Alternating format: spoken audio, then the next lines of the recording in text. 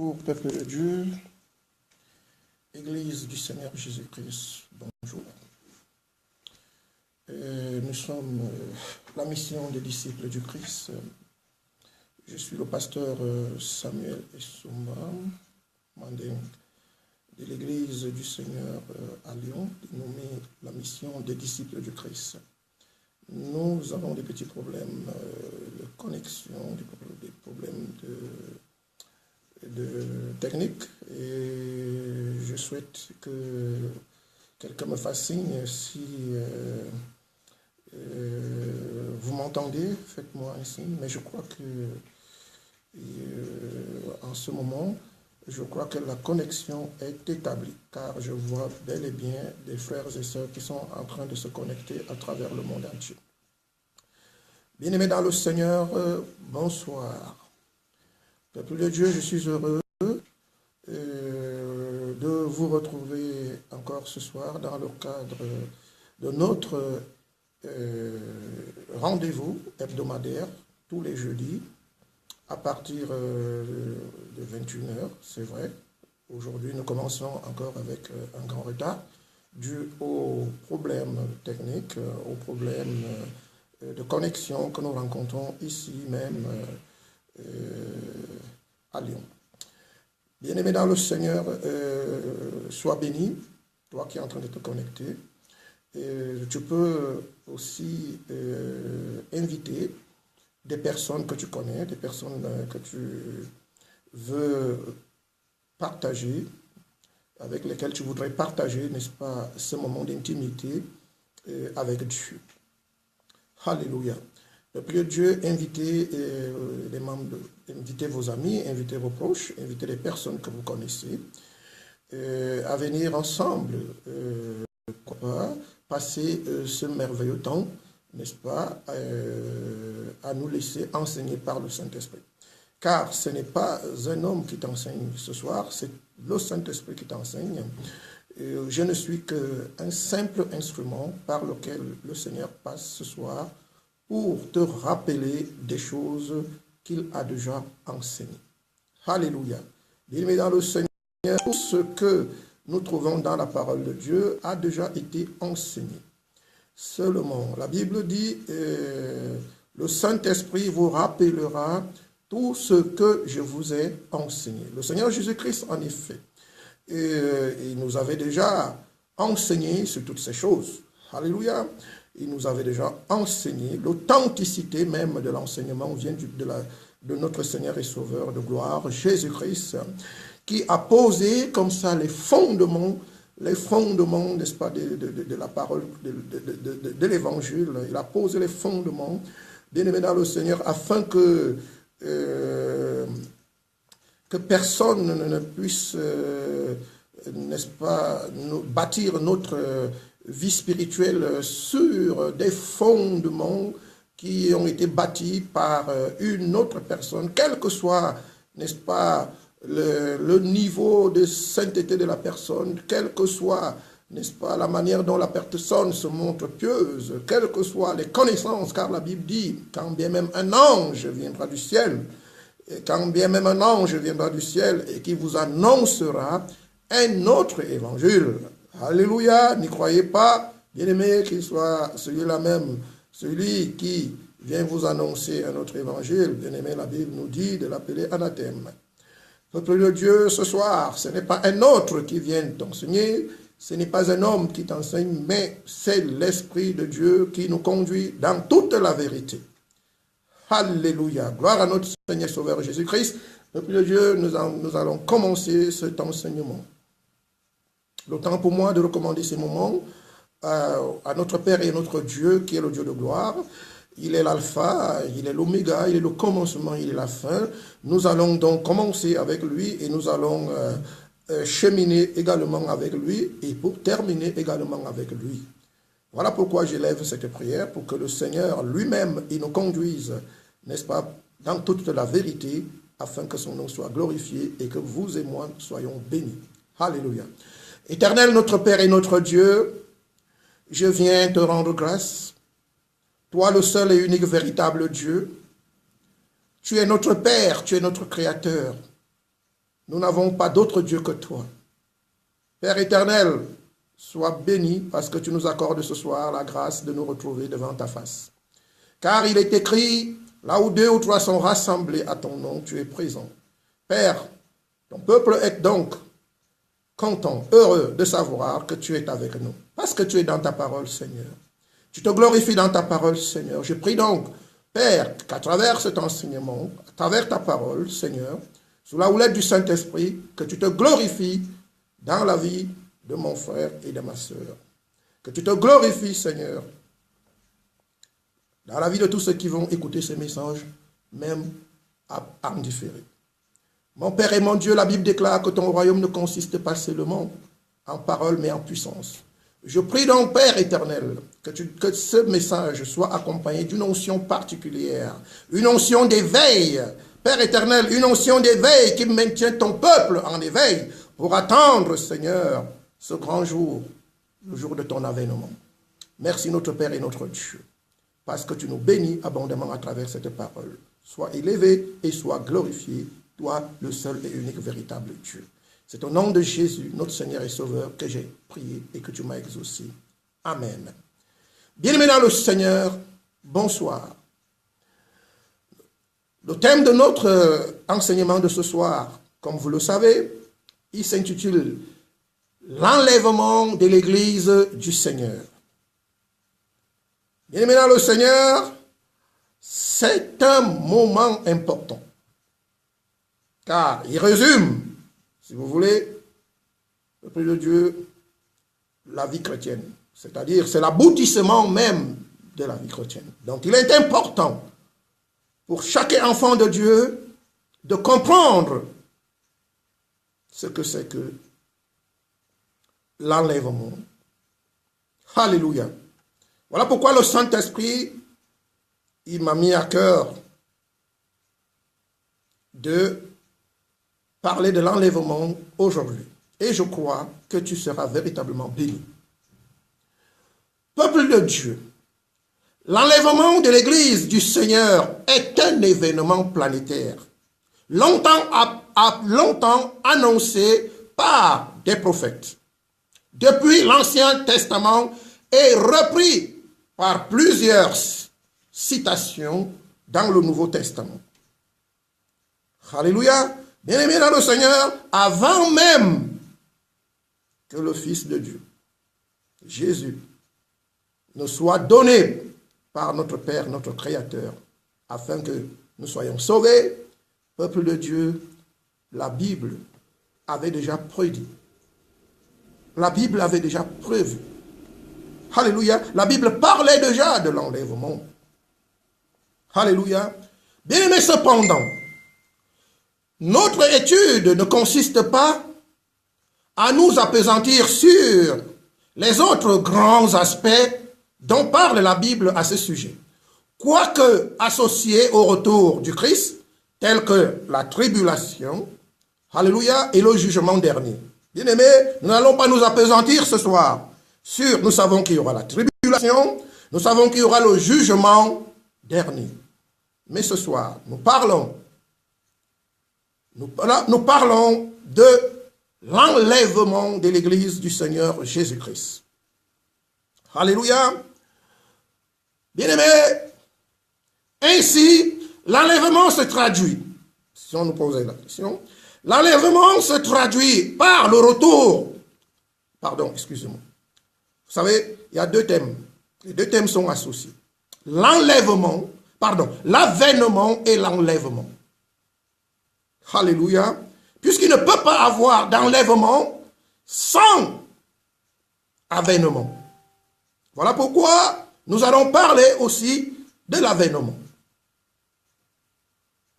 Les deux sont indissociables. Ainsi, l'avènement se traduit par le retour du Christ sur notre planète, qui sera précédé de plusieurs signes visibles par tous les habitants de la terre en quelque lieu que ce sera. Alléluia, ça c'est l'avènement. Quant à l'enlèvement, Il se caractérise d'abord par la résurrection des morts en Christ, qui sortiront de leur sépulcre. Par la suite, ils se rassembleront avec les vivants sur terre et ensemble s'élèveront dans les airs à la rencontre du Seigneur. Bien-aimés, ça c'est l'enlèvement. Nous disions qu'on ne peut dissocier l'avènement et l'enlèvement. Parce que si Christ vient, bien-aimé, il vient pour un but. Et le but pour lequel il vient pour enlever son Église. Bien-aimés, aujourd'hui, nous n'allons pas recommencer à définir encore ce que c'est que l'Église du Seigneur Jésus-Christ, parce que lors de l'un de nos précédents enseignements, nous avons déjà parlé de l'Église du Seigneur, qui est le corps de Christ. En réalité, Christ viendra enlever des hommes et des femmes qui sont semblables à lui. Des hommes et des femmes qui pensent comme lui. Des hommes et des femmes qui marchent comme lui. Alléluia. Gloire à notre Seigneur et Sauveur Jésus. Il est important de préciser ces choses. Bien-aimés, nous lisons 1 Thessaloniciens, chapitre 4, versets 16 à 17. 1 Thessaloniciens.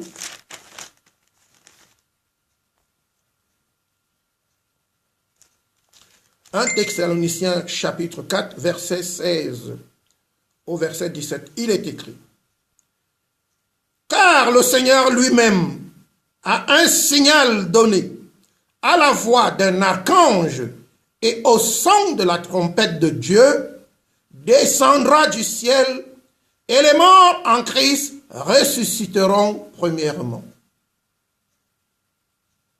Ensuite, nous les vivants, qui seront restés, nous serons tous ensemble enlevés avec eux sur des nuées à la rencontre du Seigneur dans les airs.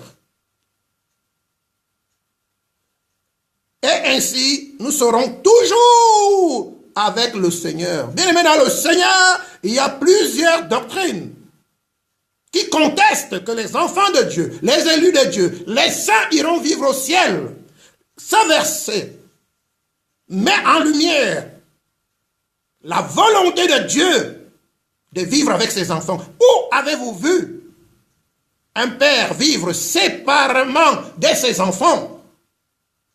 Ces doctrines qui sont alimentées par les fils du diable, parce qu'il faut le dire ainsi, qui veulent nous faire croire que nous sommes appelés à vivre éternellement sur la terre. Bien-aimés dans le Seigneur, non, vous et moi, en tant qu'enfants de Dieu, élus, saints, vivant dans la sanctification, dans l'obéissance de la parole de Dieu, faisant la volonté de Dieu en toutes choses, en toutes circonstances et en tout temps, nous sommes appelés à vivre dans les lieux célestes, ensemble avec Christ. Ce n'est pas moi qui le dis. C'est la révélation que l'apôtre Paul avait reçue. Alléluia. Bien-aimés dans le Seigneur, nous sommes fatigués des mensonges des hommes. Les hommes nous font croire. Les païens nous font croire. Les jouisseurs nous font croire. Et même encore, des hommes qui ont rejeté Christ, ils nous font croire que nous sommes appelés à demeurer éternellement sur la terre. Ce n'est pas la volonté de Dieu de nous faire demeurer éternellement sur cette planète Terre. La Bible dit, bien-aimés, écoutez bien. Ensuite, au verset 17, 1 Thessaloniciens chapitre 4, au verset 17, il est écrit: Ensuite, nous les vivants qui serons restés, nous serons tous, c'est-à-dire avec les morts ressuscités en Christ, nous serons tous enlevés de la terre. Bien-aimés, enlevés. Notre destination finale n'est pas la terre. Nous serons enlevés avec eux sur des nuées à la rencontre du Seigneur dans les airs. Le Seigneur ne reviendra plus sur terre. Il aura un corps céleste, bien aimé dans le Seigneur. Il aura encore pas le même corps qu'il avait lorsqu'il marchait sur les rues de Galilée. Bien aimé dans le Seigneur sera suspendu dans les airs. Et c'est à partir des airs que les morts en Christ et ceux qui seront vivants à cette époque, bien aimé dans le Seigneur, s'élèveront pour aller à la rencontre du Seigneur. Et la Bible, dans ce verset, finit par cette affirmation, et ainsi, nous serons toujours avec le Seigneur. Dites-moi maintenant, le Seigneur sera toujours où? Toujours où? Sur la terre, ou bien dans les airs, ou bien dans les cieux? Bien-aimés, ne vous faites pas rouler par des hommes qui ont déjà la marque de la flétrissure sur le visage, des hommes qui portent déjà la marque de la bête, des hommes et des femmes qui sont destinés à la destruction. Toi et moi, Église du Seigneur Jésus, corps de Christ, nous sommes appelés à avoir un corps de gloire. Et c'est avec ce corps de gloire que nous irons vivre dans les lieux célestes. Bien-aimé, que quelqu'un ne te fait pas croire que la vie que Christ nous promet ressemble à la vie sur terre. C'est faux. Ce verset met en lumière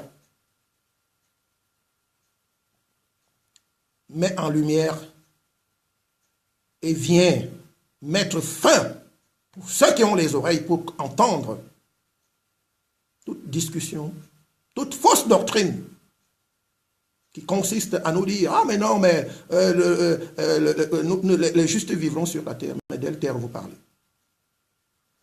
Alléluia. Gloire à notre Seigneur et Sauveur Jésus. Peuple de Dieu, la notion d'enlèvement avait déjà été évoquée dans l'Ancien Testament par le prophète Ésaïe, comme nous pouvons le voir à travers Ésaïe chapitre 13, du verset 9 au verset 11. Depuis l'Ancien Testament, Christ, tout avait été planifié par le Père. Christ est venu pour un but unique, c'est de rassembler les enfants de Dieu, où qu'ils se trouvent dans le monde. Alléluia, alléluia, les délivrer de la puissance des puissances des ténèbres, et pour leur offrir le salut. Et c'est ce salut qui consiste à aller dans les airs, aller rencontrer Christ dans les airs, pour vivre éternellement avec lui. Nous lisons Ésaïe chapitre 13.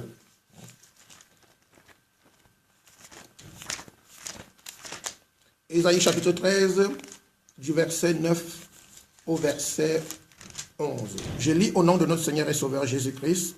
Il est écrit: Voici le jour de l'Éternel arrive, jour cruel, jour de colère et d'ardente fureur, qui réduira la terre en solitude et en exterminera les pécheurs. Bien-aimé, exterminera les pécheurs. Il n'en restera même pas un seul.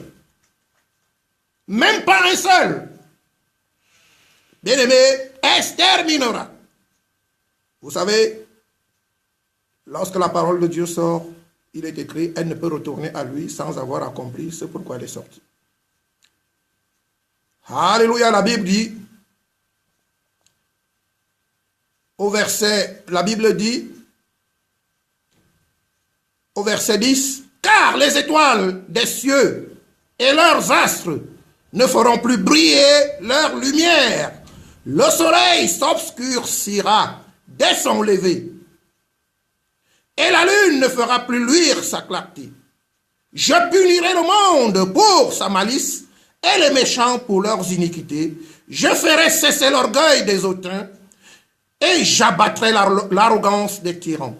Bien-aimés dans le Seigneur, pour ceux qui pensent vivre dans le péché, ceux qui commettent l'iniquité de façon délibérée, ceux qui se délectent du mal, ceux qui prospèrent dans l'injustice, dans la méchanceté, dans la sorcellerie, dans l'adultère, dans la fornication, dans l'escroquerie, dans le mensonge, dans la manipulation, tous ceux qui commettent l'iniquité, ils se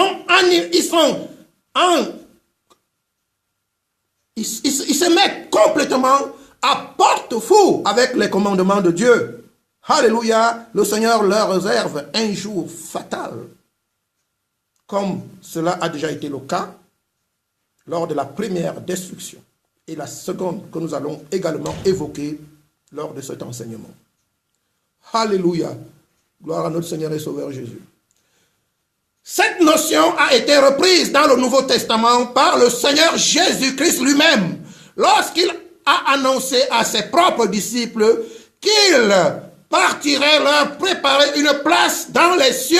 Bien-aimés dans le Seigneur, qu'on arrête, n'est-ce pas, de vous faire croire que vous êtes des hommes condamnés à vivre sur la terre. Alléluia. Le Seigneur a promis, je m'en vais vous préparer une place dans les cieux. Et lorsque je vous aurai préparé la place, je reviendrai vous chercher. Peuple de Dieu, que ceux qui n'ont pas cette espérance n'essayent pas de nous déstabiliser, de nous faire croire que nous devons, alléluia, rechercher premièrement les biens de ce monde,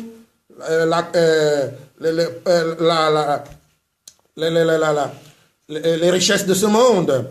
Alléluia. Non, la Bible dit, recherchez premièrement le royaume des cieux. Parce que c'est là-bas que vous allez. Votre éternité, c'est dans les royaumes des cieux. C'est pour ça que la Bible nous dit, recherchez premièrement le royaume des cieux. Car c'est votre destination finale. Car c'est votre cité. Car vous êtes citoyens des cieux et non de la terre. Alléluia. Bien-aimés, lisons un peu ce que dit le Seigneur Jésus-Christ dans Jean chapitre 14, au verset 1er, à 3. Bien-aimés, allons-y voir ce que dit notre Seigneur et Sauveur Jésus. Car c'est en lui que se trouve la vérité. Parce que c'est lui qui est descendu. Il connaît les cieux. C'est lui qui est descendu. C'est lui qui nous parle dans ce verset. Et c'est lui qui est remonté après la résurrection. Et c'est lui qui reviendra. Donc, Jésus-Christ est crédible. Alléluia. Il est digne de gloire. Il est digne. Car il est crédible. Il n'est pas un menteur. Comme les dieux de ce monde. Alléluia. Que dit Jésus à propos? Jean chapitre 14, verset 1er au verset 3. Je lis au nom de notre Seigneur et Sauveur Jésus. Que votre cœur ne se trouble point. Croyez en Dieu et croyez en moi. Verset 2. Il y a plusieurs demeures dans la maison de mon Père. Bien-aimé, dites-moi, quand Jésus dit la maison de mon Père, où se trouve la maison de son Père? Sur la terre? Peuple de Dieu, ne travaille pas pour les choses terrestres. La Bible nous demande de travailler pour les choses célestes. Notre trésor se trouve dans les lieux célestes. Nous devons nous emmagasiner des trésors qui sont dans les lieux célestes. Où la teigne, la rouille, le voleur qui sévit dans ce monde, le destructeur, le dérobeur, celui qui égorge, n'a pas accès. Bien aimé, la demeure de Satan, c'est sur la terre. Peuple de Dieu, pour vous qui avez cette espérance, tenez-la forte. Car notre demeure est dans les cieux, dans les lieux célestes. Où la Bible dit, où nous verrons le Seigneur face à face. Alléluia. Que dit Jésus? Jésus dit, dans Jean chapitre 14, nous lisons le verset, je vais reprendre le verset premier. Il y a plusieurs, le verset 2. Il y a plusieurs demeures dans la maison de mon Père. Et si cela n'était pas, je vous l'aurais dit, je vais vous préparer une place. Jésus allait préparer une place où? Sur la terre ou dans les cieux? Il est monté ou il est toujours sur la terre? Alors, je comprends que beaucoup de gens n'ont pas compris que Jésus, il est ressuscité et qu'il est assis à la droite de Dieu le Père et qu'il reviendra juger les vivants et les morts. Alléluia. Beaucoup ne sont pas d'accord avec cette thèse-là, mais ils le verront. Car le ciel et la terre passeront, mais les paroles de notre Seigneur et Sauveur Jésus ne passeront point. Bien-aimé, la Bible dit au verset 3, « Et lorsque je m'en serai allé et que je vous aurai préparé une place, je reviendrai et je vous prendrai avec moi. Je reviendrai et je vous prendrai avec moi. » Alléluia. Afin que là où je suis, vous y soyez aussi. Bien-aimé, Jésus reviendra dans les airs, comme nous l'avons vu dans le livre tout à l'heure de 1 Thessaloniciens chapitre 4. Peuple de Dieu, il reviendra. Il ne descendra plus sur cette terre souillée. Alléluia. Jésus descendant de son trône, rayonnant de gloire, ne descendra plus sur cette terre qui est souillée. Il sera suspendu dans les airs. Et c'est à partir des airs que son peuple, les élus, les saints, je dis bien les saints, iront à ça, s'élèveront pour aller à sa rencontre. Et la Bible dit, une fois ils se seraient rencontrés, qu'est-ce qui va se passer? Il dit, je vous amènerai avec moi, car là où je serai, vous y serez aussi. Le trône de Jésus se trouve où? Sur la terre ou bien dans les cieux?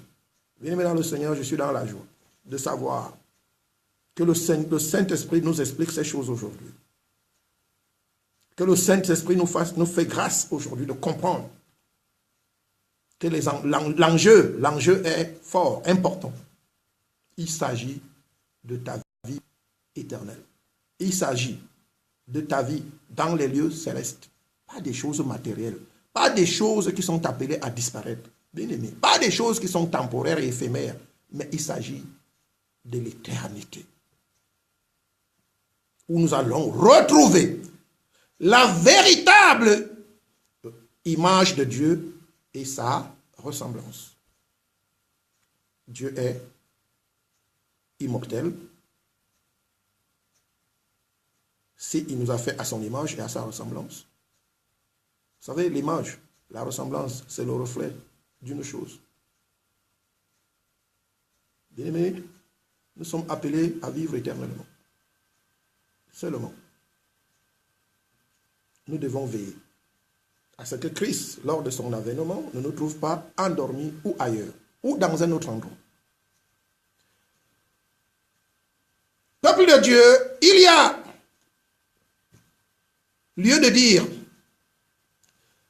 à partir de ce passage biblique, alléluia, il y a lieu de dire clairement que le but ultime de la vie chrétienne a pour finalité de rejoindre notre demeure qui se trouve dans les lieux célestes. Lisons Philippiens chapitre 3, versets 20 à 21. Philippiens chapitre 3, versets 20 à 21. Il est écrit: mais notre cité à nous est dans les cieux, d'où nous attendons aussi comme sauveur le Seigneur Jésus-Christ, qui transformera le corps de notre humiliation en le rendant semblable au corps de sa gloire, par le pouvoir qu'il a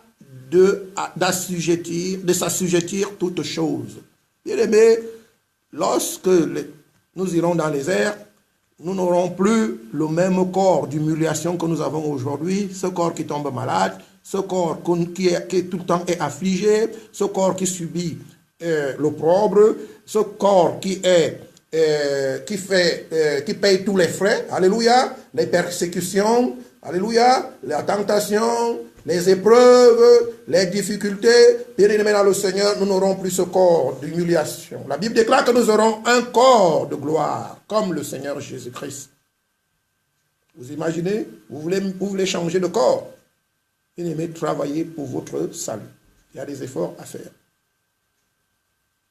Ce n'est pas un cachet qu'on boit, bien-aimés dans le Seigneur, mais c'est une relation qu'on entretient. C'est une relation qu'on entretient tous les jours avec le Seigneur.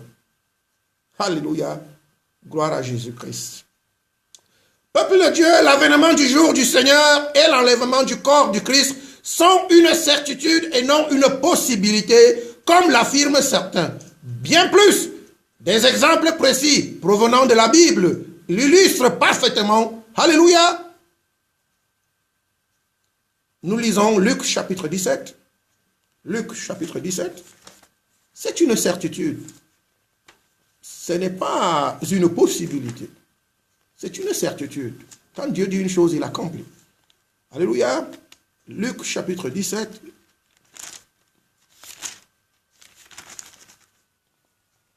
Du verset 26 au verset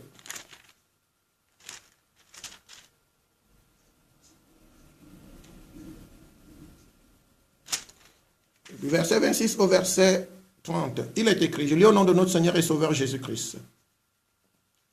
Ce qui arriva du temps de Noé arrivera de même au jour du Fils de l'homme. Les hommes mangeaient, buvaient, se mariaient et mariaient leurs enfants, jusqu'au jour où Noé entra dans l'arche. Le déluge vint et les fit tous périr. Alléluia. Bien maintenant le Seigneur, ce qui arrivait au temps de Noé. Alléluia. C'est-à-dire les hommes étaient en train de jouir de la vie, en train de contempler la lumière du monde, la lumière du soleil. Ils étaient, bien aimés, dans la joie. Ils étaient dans la joie puisqu'ils se mariaient et ils marièrent leurs fils. Ils ne se doutaient de rien. Bien aimés, le monde est pourri. Et les gens ferment les yeux parce qu'ils sont pourris, parce qu'ils sont corrompus. Parce qu'ils se délectent des mets du monde qui sont la corruption, l'injustice, l'idolâtrie, la méchanceté, l'avarice. Il est maintenant le Seigneur et tout ce que vous connaissez. L'adultère, la fornication, le mal, l'hypocrisie, la jalousie. Alors les hommes, ils ferment les yeux sur tout ce que cela peut provoquer comme colère auprès de celui qui a créé le monde. Ils ferment les yeux, ils font semblant qu'il n'en est rien. Bien aimé, au verset 28, la Bible dit, ce qui arriva du temps de Lot, bien aimé,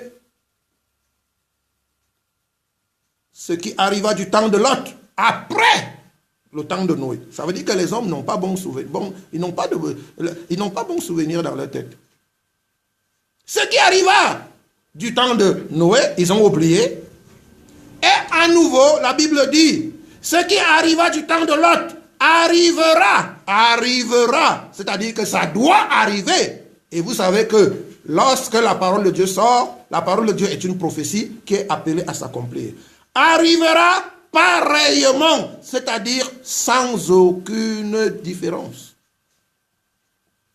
Arrivera pareillement. Les hommes mangeaient, buvaient, achetaient, vendaient, plantaient, bâtissaient. Les hommes ils vaquaient à leur business. Les hommes vaquaient à leur business, à ce qui peut leur rapporter de l'argent pour jouir des biens de ce monde.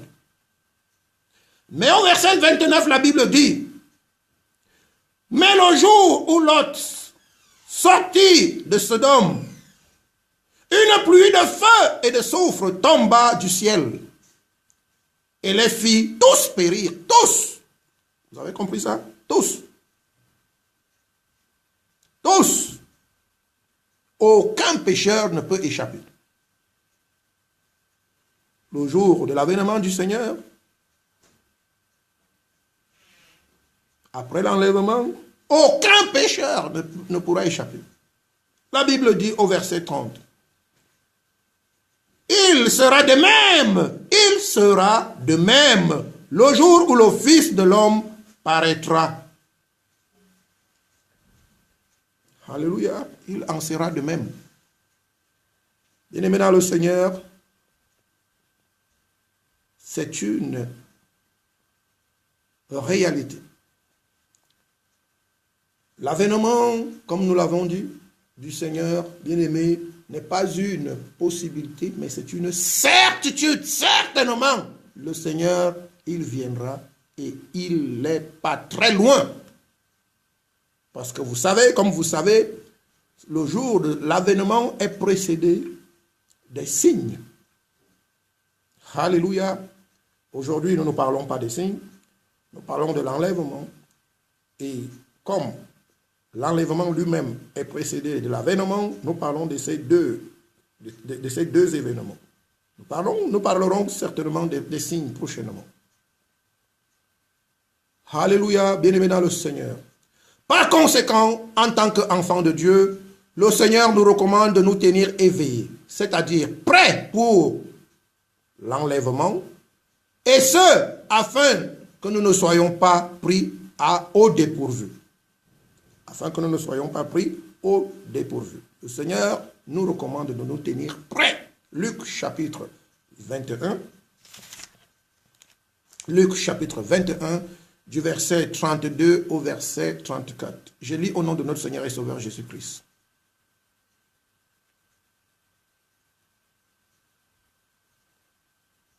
La Bible, je peux commencer au verset 31. Il est écrit. De même, quand vous verrez ces choses arriver, sachez que le royaume de Dieu est proche. Je vous le dis en vérité, cette génération ne passera point que tout cela n'arrive. Le ciel et la terre passeront, mais mes paroles ne passeront point. Prenez garde à vous-même, prenez garde à vous-même, dit le Seigneur, de crainte que vos cœurs ne s'appesantissent par les excès du manger et du boire. Bien aimé, il y a des gens qui sont tellement concentrés sur les biens de ce monde, sur la recherche effrénée de l'argent, que, peuple de Dieu, ils ont oublié l'essentiel. Peuple de Dieu, quand bien même tu es un chrétien, un bon chrétien, l'essentiel, c'est le jour du Seigneur. Pour nous, chrétiens. Parce que notre destination finale, je répète, selon les paroles de Dieu, n'est pas la terre, mais les cieux. La Bible dit, prenez garde à vous-même de crainte que vos cœurs ne s'appesantissent par les excès du manger et du boire, et par les soucis de la vie, et que ce jour ne vienne sur vous à l'improviste. Alléluia. Et que ce jour ne vienne sur vous à l'improviste. Le Seigneur nous met en garde. Bien aimé, comme vous le savez, et pour rester alerte, en situation d'éveil, peuple de Dieu, il faut être en mouvement, il faut être en activité. Il faut prier sans cesse, il faut servir le Seigneur, il faut être à l'œuvre. Parce que comme vous savez, un corps qui ne travaille pas finit par s'assoupir et s'endormir. Si vous ne bougez pas, si nous ne bougeons pas, nous allons finir par nous endormir. Car le malin aussi, il veille. Lui, il veille le malin. Son but, c'est de nous faire rater l'enlèvement. Déjà nous faire rater l'avènement. D'abord, personne ne pourra rater l'avènement, mais l'enlèvement. Gloire à notre Seigneur. Bien-aimés dans le Seigneur, le jour de l'avènement est un jour de gloire et de bonheur pour le Seigneur et pour tous ceux qui auront cru et espéré en son nom. Car pour eux, ce sera un jour de délivrance et de vengeance. Comme nous pouvons le voir dans le livre de Luc, chapitre 21, 22. Je lis au nom de notre Seigneur et Sauveur Jésus-Christ. Car ce seront des jours de vengeance pour l'accomplissement de tout ce qui est écrit. Alléluia. Le jour où le Seigneur viendra, peuple de Dieu, ça sera un jour de vengeance. Un jour de vengeance pour tous ceux qui ont passé leur vie à faire du mal, à piétiner les commandements de Dieu, tous ceux qui se sont montrés ennemis de la croix, de la vérité, de la justice, de l'amour, bien-aimé dans le Seigneur, ce sera un jour de vengeance. Et quand on parle de vengeance, on parle de catastrophe. On parle de punition. Alléluia. Cependant, bien-aimé, la vengeance du Seigneur, ce sera envers les incrédules, les méchants et tous ceux qui n'auront pas cru au Seigneur Jésus-Christ, car ils seront rétribués en fonction de leurs œuvres. Ils seront rétribués en fonction de leurs œuvres. Nous lisons Matthieu chapitre 16, verset 27. Matthieu 16, verset 27. La Bible dit, ce qu'un homme aura semé, il le moissonnera. Celui qui sème l'injustice moissonnera la mort. Celui qui sème la justice moissonnera la vie. Matthieu chapitre 16, verset 27. Il est écrit, car le Fils de l'homme doit venir dans la gloire de son Père, avec ses anges, et alors il rendra à chacun selon ses œuvres. Il mena le Seigneur, Dieu est juste. Si tu es un hypocrite, tu seras rétribué en fonction de ton hypocrisie. Si tu es un manipulateur, tu seras rétribué en fonction de tes œuvres, des fruits que tu portes. Parce que vous savez, tous les actes que nous posons, nos actes produisent quoi? Des fruits. Et vous savez, le fruit est attaché à quoi? À l'arbre qui le porte. Bien aimé, ça veut dire quoi? Lorsque je fais du mal, ce mal est attaché à moi. Lorsque je mange, ce mensonge est attaché à moi. Lorsque je vole, ce vol est attaché à moi. Lorsque je commets le péché, ce péché est attaché à moi. Alléluia! Nos fruits sont attachés à nous. Lorsque le Seigneur parle des fruits, chaque arbre porte ses fruits. Bien-aimés, donc, nos fruits vont nous trahir le jour de l'avènement du Seigneur. Vous savez, le Seigneur a dit lui-même, je porte beaucoup de fruits. Et vous ne pouvez demeurer en moi, afin que vous portiez beaucoup de fruits. Bien-aimé, celui qui réellement, en vérité et en esprit, ne demeure pas en Christ ou n'aura pas demeuré en Christ, bien-aimé dans le Seigneur, ses fruits vont le trahir. Parce qu'il portera des fruits qui ne sont pas les fruits de Christ. Vous savez, lorsque nous demeurons en Christ, nous portons les mêmes fruits que Christ. Ce sont les fruits qui vont nos fruits, qui vont nous trahir. Alléluia. Bien-aimés, nous continuons cet enseignement. Pour ce qui est du signal, en lien avec l'événement du Seigneur, la vigilance est de mise, car plusieurs faux prophètes, plusieurs faux Christ s'élèveront et accompliront beaucoup de miracles dans le but de séduire et d'égarer les élus, afin de leur faire manquer cet heureux événement. La Bible du Seigneur Jésus-Christ, il nous a mis en garde qu'il y aura des faux Christ, des faux prophètes, la prolifération des faux prophètes. Bien aimé, il n'y en a jamais eu depuis l'existence du monde. Bien aimé, Jézabel en avait plus de 500. Aujourd'hui, dans un petit précaré comme ça, on en trouve, je ne sais pas quoi. On ne peut pas. Tellement de prophètes. Alléluia. La Bible dit, il y aura des faux Christ et des faux prophètes qui s'élèveront partout pour séduire même les élus. Nous lisons Matthieu chapitre 24, versets 23 à 26.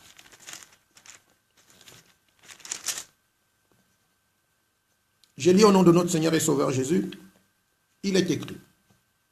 Si quelqu'un vous dit alors, le Christ est ici, ou il est là, ne le croyez pas. Car il s'élèvera de faux Christ et de faux prophètes. Ils feront de grands prodiges et des miracles, au point de séduire, s'il était possible, même les élus. Bien aimé, aujourd'hui, qu'est-ce qu'on ne voit pas dans nos églises? D'ailleurs, ce sont des assemblées. On ne peut même pas appeler ça église. Parce que l'église, c'est la présence du Saint-Esprit. L'église, ce n'est pas la présence du serpent. L'église, ce n'est pas la présence du python. L'église, ce n'est pas la présence des fausses visions, des fausses prophéties, des fausses révélations, la présence des manipulateurs, la présence des hommes qui sont à donner à l'amour de l'argent, à l'amour du gain. Bien-aimé dans le Seigneur, peuple de Dieu, ce n'est pas ça l'église. L'église, c'est la présence du Saint-Esprit. L'église, c'est la maison de prière où les hommes et les femmes vont apprendre à connaître Christ dans sa parole. Où le Saint-Esprit les console, les fortifie et les élève. Où le Saint-Esprit les fait croître dans la connaissance parfaite des Saintes Écritures. C'est ça qu'on appelle l'église. L'église, ce n'est pas le miracle. L'église, ce n'est pas une entreprise où on opère des miracles du matin au soir. Aujourd'hui, nous avons des églises qui s'appellent Temple des miracles. Vous avez vu ça où dans la Bible? Temple des miracles.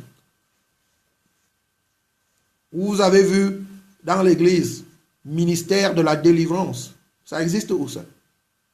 La Bible parle de 5 ministères. Du ministère prophétique, du ministère apostolique, du ministère évangélique, du ministère doctoral et du ministère pastoral. Voilà les 5 ministères. Mais le ministère de la délivrance, ça sort d'où? Peuple de Dieu, que le Saint-Esprit nous éveille. Une église qui passe son temps à faire les délivrances du matin au soir. Une église qui passe son temps à dire les révélations. Une église qui passe son temps à prophétiser. Vous avez vu ça où? Dans la Bible. Dites-moi vous-même où vous avez vu ça. Où vous avez vu ça dans la Bible? Où Jean, Pierre, Marc et tous les autres, Paul, passaient leur temps à ressusciter les morts. Ils avaient vraiment le pouvoir de ressusciter les morts, comme vous le savez. Ça veut dire que, en termes d'onction et même de miracles, ces hommes étaient au premier plan. Mais ce n'était pas ça la mission. Leur mission, c'était de proclamer l'évangile de Christ. Je crois que si un homme, aujourd'hui, avait l'onction de Paul, de Pierre, bien-aimé dans le Seigneur, je ne sais pas, il se prendrait pour Dieu aujourd'hui. Vous savez ces hommes que je vous cite? L'ombre seulement, leur ombre pouvait vous guérir. Leur ombre chassait les démons.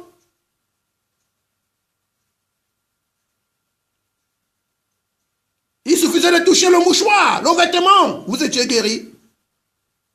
Aujourd'hui, des hommes marchent avec la magie dans les poches. Ils nous font croire qu'ils ont l'onction. Mais de quelle onction? Une onction qui ne vous dit pas que Dieu hait le péché. Une onction qui ne vous dit pas de vous sanctifier. Une onction qui ne vous donne que les choses matérielles, des choses mondaines. Bien-aimé dans le Seigneur, la véritable onction du Seigneur. Bien-aimé dans le Seigneur, vous savez à quoi elle sert? Elle sert à ouvrir les yeux des aveugles et à faire entendre les sourds, afin qu'ils contemplent la gloire de Dieu. C'est ce à quoi sert l'onction.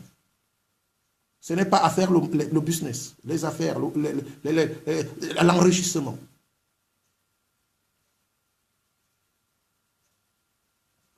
Alléluia. Gloire à notre Seigneur et Sauveur Jésus-Christ. Saint-Esprit, merci pour la grâce que tu nous accordes ce soir à travers cet enseignement. Tu viens nous éveiller de notre torpeur. Tu déchires le voile qui obscurcit nos consciences et notre esprit. Tu nous libères des faux raisonnements, des fausses doctrines, de l'enchantement, de la magie, de la sorcellerie et de tout ce qui peut nous empêcher pour être prêts le jour de l'avènement. Amen. Bien-aimé dans le Seigneur, pour ce qui... Vous savez, nous devons chercher la vérité. Parce que nous n'aurons pas deux occasions. On ne vit pas deux fois. Si vous loupez la vérité maintenant, bien-aimés dans le Seigneur, vous n'aurez plus une autre possibilité. Lorsque vous serez mort, vous n'aurez plus une autre possibilité. Vous qui êtes vivants aujourd'hui, bien-aimés, il faut saisir l'occasion de fuir le mensonge, de fuir des fausses doctrines. Alléluia. Bien-aimés, nous étions en train de lire... Nous étions en train de lire Matthieu chapitre 24, du verset 23 au verset 26. La Bible nous dit au verset 25, « Voici, je vous l'ai annoncé d'avance. Si donc on vous dit, voici, il est dans le désert, n'y allez pas. Voici, il est dans les chambres. Ne le croyez pas. » Alléluia. Ne le croyez pas. Ce n'est pas de cette manière que le Seigneur Jésus-Christ viendra. Ce n'est pas de cette manière que le Seigneur Jésus-Christ procédera. Amen. Nous sommes fatigués du mensonge. Nous voulons la vérité. Et la vérité ne sort pas de la bouche d'un homme. Ce n'est pas moi qui vous dis la vérité, mais c'est l'Esprit de Dieu qui vous dit la vérité sur la base de la parole de Dieu. La parole de Dieu est esprit et vie. Elle est sanctifiée par la vérité. La vérité ne se trouve pas dans des fausses prophéties. La vérité ne se trouve pas dans les fausses révélations. La vérité ne se retrouve pas dans les il y en a d'autres qui imaginent. Ils imaginent des choses bizarres et terribles que leur inspirent les démons. Ils disent Dieu m'a dit, Dieu m'a dit. Vous savez ce que ça signifie, Dieu m'a dit? Comment est-ce que Dieu te dit les choses et ta vie ne change pas? Avez-vous vu dans la Bible quelqu'un à qui Dieu a parlé et qui est resté statique? Lorsque Dieu a parlé à Gédéon, vous avez vu comment la vie de Gédéon est devenue. Lorsque Dieu a parlé à Jérémie, vous avez vu ce qu'elle est devenue la vie de Jérémie. Vous avez vu lorsque Dieu a parlé à Marie, vous avez vu ce que Marie est devenue. Vous avez vu lorsque Dieu a parlé à Jacob, vous avez vu ce que Jacob est devenu. Vous avez vu ce quand Dieu a parlé à Abraham, vous avez vu ce qu'Abraham est devenu. Mais vous, chaque jour, vous dites Dieu m'a dit, Dieu m'a dit, Dieu m'a dit. Mais quel Dieu qui a dit? Dieu ne peut pas dire une chose qui ne s'accomplit pas. Arrêtez de dire les choses que vous pensez, les choses que vous imaginez, les choses que vous inspirent les démons, les choses que vous racontent des faux prophètes, des faux docteurs, des faux pasteurs, des faux, qui vous racontent des choses fausses qui ne s'accomplissent jamais. Dieu est-il devenu un menteur pour dire les choses qui ne s'accomplissent pas? Bien aimé, dans tous les cas, sachez-le très bien. En ce qui concerne l'avènement du Seigneur, en ce qui concerne l'enlèvement, c'est une chose certaine.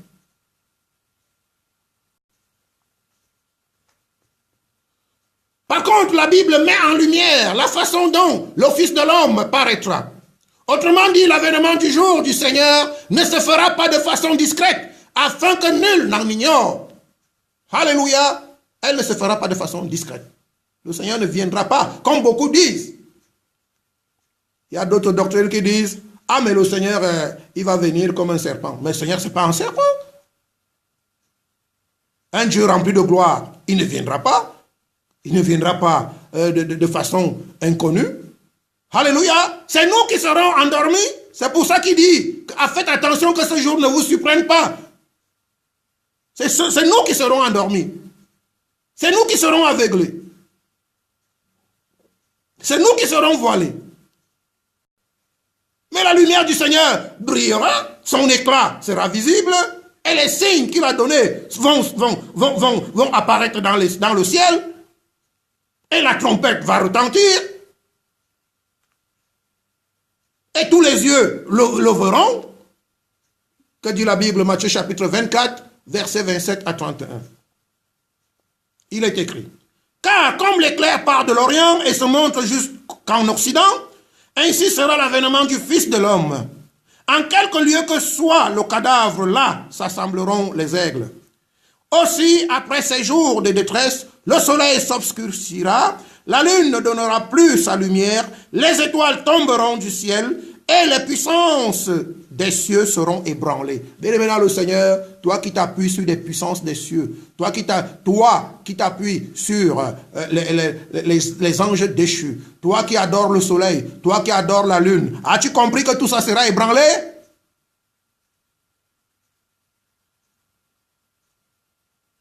Toi qui adores la création, toi qui adores les forces de la créature, toi qui te fais un Dieu fait par les mains des hommes, un Dieu qu'on porte, toi qui adores une statue, toi qui adores, je ne sais pas qu'est-ce que tu adores un ruisseau, tu adores de l'eau, tu adores, je ne sais pas, as-tu compris que la création sera détruite? Alléluia. La Bible dit, au verset 30, alors le signe du Fils de l'homme paraîtra dans le ciel. Toutes les tribus de la terre se lamenteront et elles verront le Fils de l'homme venant sur les nuées du ciel avec puissance et une grande gloire. Avec puissance et une grande gloire. Avez-vous compris ça? Alors, les petits dieux de ce monde, pensez-vous qu'ils pourront encore, ils pourront résister? Le sorcier qui te menace, pourra-t-il faire face à cette grande puissance et à cette grande gloire? Les méchants, les démons, les fornicateurs et tout ce que vous connaissez, pourront-ils faire face à cette grande puissance qui viendra du ciel? Qui fera tomber les étoiles, qui détruira les astres. Bien-aimé dans le Seigneur, que chacun fasse attention. Alléluia. Au verset 31, la Bible déclare, il enverra ses anges avec la trompette retentissante et ils rassembleront ses élus des quatre vents, depuis une extrémité des cieux jusqu'à l'autre. Est-ce que vous avez compris ça? Bien-aimés, les anges vont descendre. Ce sont les anges qui vont rassembler les élus du Seigneur. Bien-aimé, tu ne pourras pas forcer la main de l'ange. Si tu n'es pas un saint, si tu n'es pas un élu, si tu n'as pas lavé ton vêtement, si tu n'as pas blanchi ta robe, tu ne pourras pas corrompre avec ton argent, tes milliards, ta beauté, tes diplômes, ton expérience, ta connaissance. Tu ne pourras pas corrompre un ange. La Bible déclare, écoutez bien. Alors le signe, au verset 31, il est écrit, il enverra ses anges, ça ne sera pas un ange. On ne donne même pas le nombre. Ça sera un escadron d'anges qui va descendre sur la terre. Vous imaginez la puissance? Il enverra ses anges avec la trompette retentissante et ils rassembleront ses élus des quatre vents depuis une extrémité des cieux jusqu'à l'autre. Alléluia. Voilà comment est-ce que les choses vont se passer. L'avènement, ça c'est l'avènement, ce n'est pas l'enlèvement ça. Jésus ne viendra pas en cachette, comme beaucoup le pensent. Non, c'est toi qui seras dans la cachette. Vous savez, quand vous êtes dans une cachette, vous êtes dans une cachette parce que vous avez honte de vous-même, de ce que vous avez fait. Et lorsqu'on est dans une cachette, dans la cachette, on ne perçoit ni la lumière, on entend difficilement parce que c'est une cachette. Parce que quand un homme est caché, il ne veut pas qu'on entende des bruits. Donc, ce n'est pas le Seigneur qui viendra en cachette. C'est nous, ce sont ceux qui seront dans la cachette. Ceux qui ont déjà préparé leur cachette. Mais qu'ils sachent à travers cet enseignement que leur cachette ne pourra pas subsister. Car le Seigneur arrivera avec une grande puissance, avec une grande gloire, avec un escadron d'anges qui vont faire le tour de la planète pour rassembler les élus. Ils vont sonner la trompette, une trompette retentissante. C'est-à-dire que quand cette trompette-là va sonner, si tu es un pécheur, je crois qu'elle va te casser le tympan. Alléluia. Bien-aimés dans le Seigneur nous dit ces choses aujourd'hui pour que vous et moi, pas pour nous menacer, pas pour nous faire trembler, mais c'est pour nous tout simplement nous donner l'opportunité, l'occasion de nous préparer afin d'être prêts. Alléluia. Pour ce qui est cependant du jour, de la date et de l'heure, cela relève de l'autorité seule du Père. Il y a des philosophies aujourd'hui, à cause des nouvelles technologies. Ces hommes ont calculé le jour, parce qu'une fois de plus, ils veulent nous manipuler. Bien dans le Seigneur, mon Seigneur ne viendra pas un jour que je connais. Il ne viendra pas un jour qui sera annoncé par l'homme. Ne croyez pas. Il ne viendra pas un jour qui sera annoncé par un mathématicien. Peuple de Dieu, lisons ce qui est écrit dans le livre de Matthieu, chapitre 30, Matthieu verset 24, chapitre 24, verset 36. Matthieu 24, verset 36, il est écrit. Pour ce qui est du jour et de l'heure, personne ne le sait, ni les anges des cieux, ni le Fils, mais le Père seul. Que personne ne vienne donc nous raconter qu'il a eu la révélation. Il y en a qui racontent, le Seigneur, un ange m'a enlevé, un ange m'a dit, mais de quelle révélation il s'agit? C'est des révélations diaboliques tout ça. La Bible déclare qu'aucun ange ne sera au courant.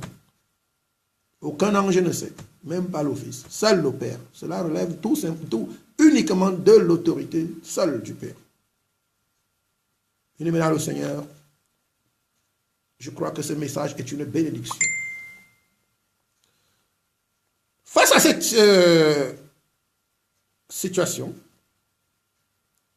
où d'un côté, nous avons des gens qui veulent nous faire croire beaucoup de mensonges, et d'un côté, la parole de Dieu qui reste indivisible, la parole de Dieu qui reste...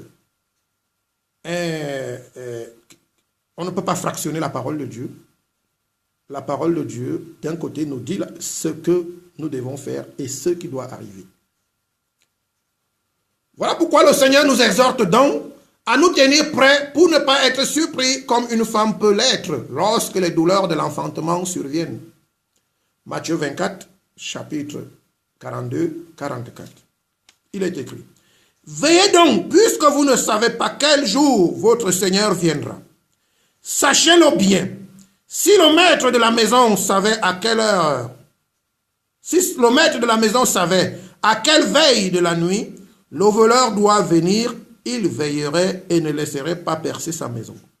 C'est pourquoi vous aussi, tenez-vous prêts, car le Fils de l'homme viendra à l'heure où vous n'y penserez pas. Alléluia. Ce n'est pas à vous de savoir quand il viendra. Il vous a dit, soyez prêts. Alléluia. Notre problème, ce n'est pas il viendra quand, quel jour, quelle date. Notre problème, est-ce que nous sommes prêts? À chacun sa part de responsabilité. La responsabilité du Seigneur, c'est d'accomplir la promesse. Il a dit, je reviendrai vous chercher, je m'en vais vous préparer une place, et lorsque je vous aurai préparé la place, je reviendrai vous chercher, et je m'en irai avec vous, là où je serai, afin que vous y soyez aussi. Mais, si le Seigneur revient pour te chercher, et que tu es absent, et que tu dors, ce n'est pas la faute du Seigneur. Le Seigneur, il va faire son travail à lui, mais toi, est-ce que tu fais ton travail? Est-ce que tu es prêt pour ce jour? Amen.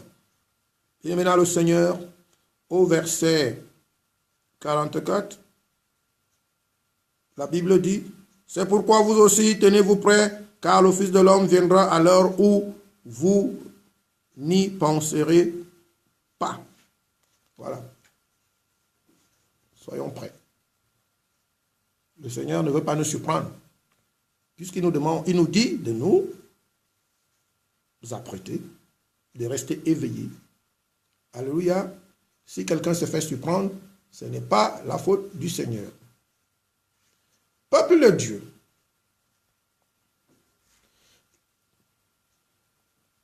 il est donc à noter que l'enlèvement est une affaire personnelle. Attention. L'enlèvement n'est pas l'affaire de l'Assemblée. L'enlèvement est une affaire personnelle qui concerne notre foi, la qualité de notre relation avec le Seigneur Jésus-Christ, en rapport avec nos œuvres et les fruits que nous portons.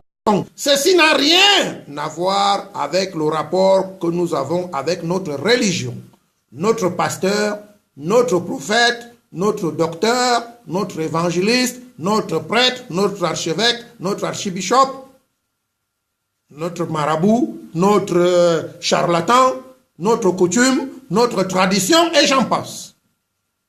Ça n'a rien à y voir avec la relation que nous avons avec notre Église, avec une domination, avec nos sentiments, avec nos pensées, mais l'enlèvement dépendra seul, bien-aimé de Dieu, bien-aimé dans le Seigneur, de celui qui aura fait la volonté de Dieu jusqu'à la fin, sera alors enlevé. L'enlèvement dépend de la foi que nous avons, la qualité de notre relation avec le Seigneur Jésus-Christ, en rapport avec nos œuvres et les fruits que nous portons. Bien-aimé dans le Seigneur, ceci n'a rien à voir avec le rapport que nous avons avec les choses terrestres. N'a rien à voir avec le rapport que nous avons avec nos richesses, notre argent. Le rapport que nous avons avec les choses de ce monde. Mais seul celui-là qui aura fait la volonté de Dieu jusqu'à la fin sera enlevé. Seul, même s'il y aura un seul celui-là qui aura fait la volonté de Dieu, seul celui-là sera enlevé. Matthieu chapitre 7. Matthieu chapitre 7, versets 21 à 23. Je lis au nom de notre Seigneur et Sauveur Jésus-Christ. Il est écrit: ceux qui me disent Seigneur, Seigneur n'entreront pas tous dans le royaume des cieux, mais celui-là seul qui fait la volonté de mon Père qui est dans les cieux. Alléluia. Plusieurs me diront en ce jour-là, Seigneur, Seigneur, n'avons-nous pas prophétisé par ton nom? N'avons-nous pas chassé des démons par ton nom? Et n'avons-nous pas fait beaucoup de miracles? Écoutez bien, beaucoup de miracles par ton nom? Alors je leur dirai ouvertement, je ne vous ai jamais connu, retirez-vous de moi, vous qui commettez l'iniquité. Amen. Bien-aimés dans le Seigneur, nous sommes arrivés au terme de du temps qui nous était imparti pour cet enseignement. Je crois que à travers, vous savez, il y a beaucoup de choses à dire sur l'enlèvement et sur l'avènement du Seigneur et l'enlèvement. Mais en une heure de temps, nous ne pouvons véritablement pas parler, n'est-ce pas, de tout ce qui est autour de ces deux grands événements. Voilà pourquoi nous n'avons pas voulu parler de la tribulation, nous n'avons pas voulu parler du jugement dernier. Bien-aimés dans le Seigneur, nous nous sommes concentrés sur l'avènement et l'enlèvement. Bien-aimés dans le Seigneur, je crois qu'à travers cet enseignement, le Seigneur t'a béni, le Seigneur t'a offert encore aujourd'hui, à travers cet enseignement, des outils, un moyen de plus pour te préparer pour l'avènement du jour du Seigneur. Que Dieu te bénisse abondamment. Je vous donne rendez-vous la semaine prochaine, même heure, et pour un autre thème. Ça a été un merveilleux moment de passer ce temps avec vous dans la présence de notre Dieu. Je vous souhaite une agréable fin de soirée. Bonne nuit dans les mains de notre Seigneur et Sauveur Jésus. Que la grâce de Dieu, la paix de Dieu et l'amour de Dieu qui surpasse toutes choses, ainsi que son esprit, demeure avec vous afin que vous demeurez éveillés pour ce grand jour qui sera un jour de gloire, un jour de bonheur, un jour de délivrance pour tous ceux qui auraient auparavant fait la volonté de Dieu. Amen. Au revoir et à très bientôt.